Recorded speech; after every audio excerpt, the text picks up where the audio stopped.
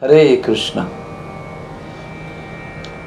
During this unique situation of Corona, so many feedbacks are coming, and one of the major feedbacks consists of getting bored at home, getting restless at home. Some people are frustrated at home. Some people are reaching the peak of their tolerance and patience. So that put me into deep thought and meditation that why it is so. Everybody is always looking for a break with family. Everybody is looking for a time which they can spend with their family. And whatever holidays they get legitimately is always less than expected. They never feel satisfied. And now all that is available, and then we experience after some time there is frustration, there is anxiety, this boredom. To the extent of limits are being broken, then there is frustration. We have to think about all these things. When we were conceived by our parents, we were in the womb of our mother. For long 9 months of time, we were in the womb alone. Even if there are twins, they are not together. They can't talk to each other or relate to one another. Although they are twins, they remain independent and alone. And that in that lonely situation in the womb, the scriptures are explaining in Bhagavatam that the soul is praying to the Lord to come out, to bring him out, to release him. And the soul is promising the Lord that, my Lord, I promise you that I will worship you. I'll offer my life to you in your service, in devotion to you. I'll dedicate myself to you. I will not make the mistake again which made me come in the womb of my mother again. I will live such a life that at the end of that life I will not be made to come again in these suffering conditions in the womb of my mother. And then he takes birth, and then he forgets everything. And what is the life of an average human being when he is born? Majority of the part of his life, when he comes to an understanding of maturity, majority of the life of a simple human being is filled with passionate activities, constantly running around, trying to achieve things, trying to fulfill the desires, hard work to fulfill the variety of desires for sense gratification. Sometimes legitimate, sometimes illegitimate, but desiring to have happiness in multiples of terms and conditions, in multiples of understandings that we have, which are relative understandings, but with those relative understandings, one is constantly doing activity, remaining busy in trying to achieve that one wants to achieve, which appears to be not achieved, and there is an effort to keep on achieving it. And that is in scriptural language called as passion. Constant activity. Not sitting down in a relaxed way. Even if you are sitting, mind is working. What to do next after I relax for a while physically. And then comes sickness, and then sickness sometimes admits you in the hospital, and then you are confined. And again, after you get a little better in the hospital, you become restless. You want to go home because you want to resume your activity, your hard work, to achieve your so-called goals. And then comes old age, which slows you down. And people start getting jittery and restless, and makes others also restless. And finally, unfortunately and inevitably, just before the death comes, when we become too old, we become bedridden, we become immobile. They don't have to be in lockdown conditions. They don't have to be legally in lockdown. They don't have to be arrested in a jail for crime. The nature itself puts you down in a place of immobility, or in other words, stability in one environment steadily to remain, and that is something called as sattva guna. Life is expected from to travel from passionate condition to a goodness condition, which is stable, which is peaceful. But because the whole life is in the practice of passion, and there's no voluntary practice of goodness or steadiness, then the old age becomes very restless and painful. I've seen old people lying on complete bedridden condition, spitting on the faces of the caretakers, the beloveds, the near and dear ones. Why they are doing it? They love them, but their situation within is making them restless.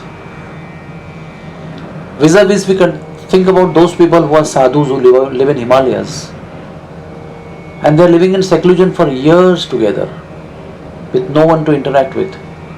They are only interacting with themselves and with the Supreme Lord through the process of devotion. That means they are practicing goodness, practicing sattva guna, while the world in cities and around are constantly unknowingly practicing passion, getting used to, getting conditioned to a passionate life. So what is expected? The Prakriti, the nature, is expecting us to finally slow down and settle down on the platform of goodness, sattva guna, steadiness, peace, happiness, going within from without. All the while we were going out from within, working in the world of outside to achieve something external which does not give us permanent happiness. And in the old age time we have understood that my money, my position, my prestige, my influence, my beauty, my education, my intelligence has not given me exactly what I needed. So life puts you in a situation of meditation automatically by physical situations. And if we don't understand the plan of the nature, then we get frustrated. So the main theme of the thought process was like this, that this corona period of seclusion, maybe it is forced upon us, is actually an opportunity for all of us to practice for that period of our life which is going to come inevitably, where there will be no national lockdown, but we will be having our physical lockdown. We won't be mobile, we will be in one place. That's why today we need to practice living with ourselves. Today we need to practice living with books. Today we need to practice staying alone and worshipping individually alone to the Lord. Worshipping the Lord and trying to practice union with Him, giving up our passion and slow down and settling down in the mode of goodness.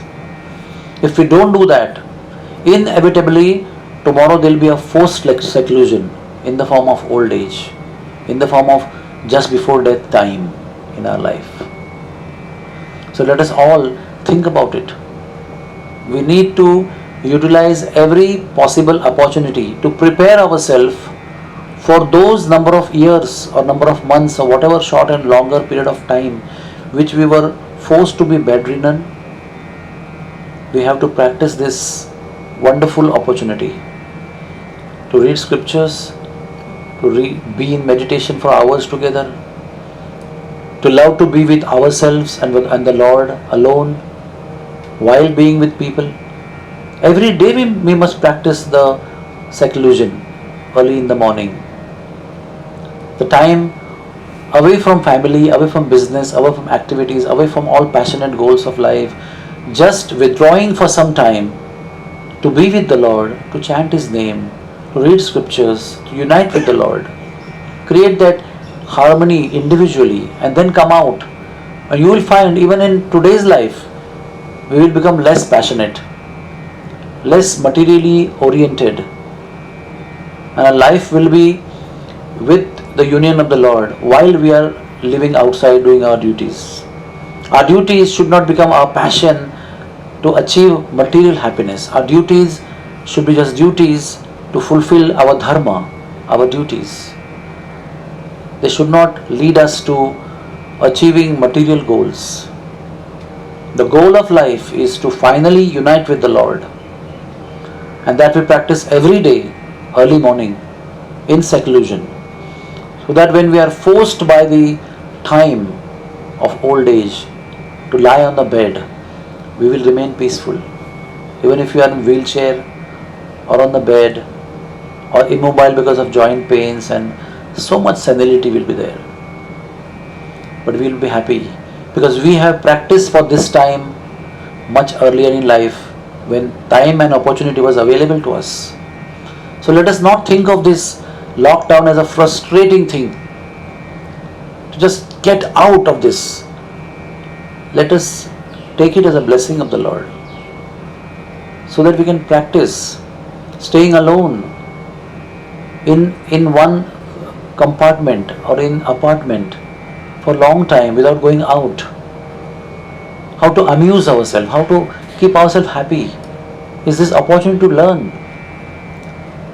Our books are our friends, and they will teach us how to live happily in seclusion, how to be happy alone with our own Lord for longer and longer and longer time.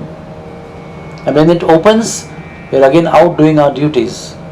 But that habit of being united with the Lord will help us. It's a day-to-day practice. It's not only because we are in Corona lockdown, but even without lockdown of Corona, we are supposed to practice this. Because one day, inevitably, we all will go in that situation. Wise man always looks into future and acts accordingly in current situation. He has his one eye in the past, which helps him with the experiences and realizations of the past, and he puts one eye in the future and acts today in such a way that he is prepared for tomorrow. He is not shocked because of tomorrow. He is not shocked when the tomorrow becomes today or future becomes present. He is well cognizant, well aware of the tomorrow, of what is expected in tomorrow or in the future. And today's activities are well planned, in tune with the upcoming future. And that is a sadhaka, and that is a devotee. And what helps him to have the realization of the future is the saintly people and the scriptures that gives him the realization and puts him fixed on the path of future while being in the current. So let us all meditate and get the best out of the bad bargain for our soul, for our upliftment, and for our salvation.